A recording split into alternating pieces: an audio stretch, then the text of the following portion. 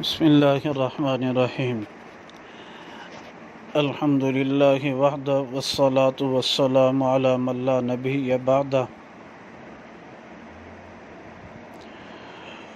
14ویں حدیث مبارکہ عقیدہ ختم نبوت کے بارے میں جو 200 احادیث آتی ہیں،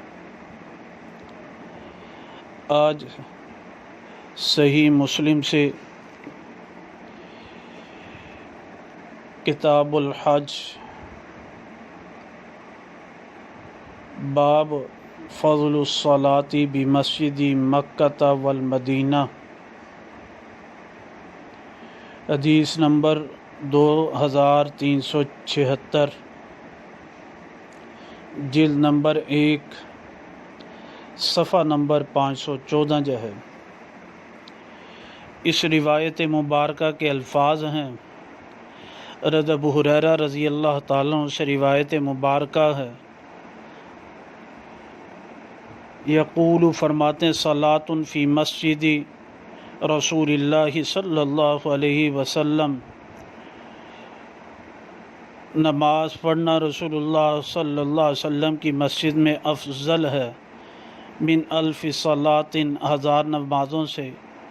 فیما سواہ من المساجد، دیگر مساجد کے علاوہ سے، الا المسجد الحرام، سوائے مسجد حرام کے۔ پھر آخر میں نبی پاک صلی اللہ علیہ وسلم نے فرمایا، فإن رسول اللہ صلی اللہ علیہ وسلم، بے شک رسول اللہ صلی اللہ علیہ وسلم، آخر الانبیاء، انبیاء میں سے آخری نبی ہیں، وإن مسجدہ آخر المساجد، اور ان کی مسجد جو ہے مساجد میں سے آخری مسجد ہے۔ آگے جو ہے اسی روایت کے آخر میں اس طرح بھی ذکر آتا ہے، فإنی آخر الانبیاء وإن مسجدی آخر المساجد، پس بے شک میں آخری نبی ہوں اور بے شک میری مسجد جو ہے مساجد میں سے آخری مسجد ہے۔ مراد یہ ہے آخر المساجد سے جو ہے کہ انبیاء علیہ السلام کے لیے مساجد ہوتی تھی، اور جیسے میں خاتم، اور ان کی عبادت گاہ بھی ہوتی تھی، عبادت کی خاص جگہیں بھی ہوتی تھیں،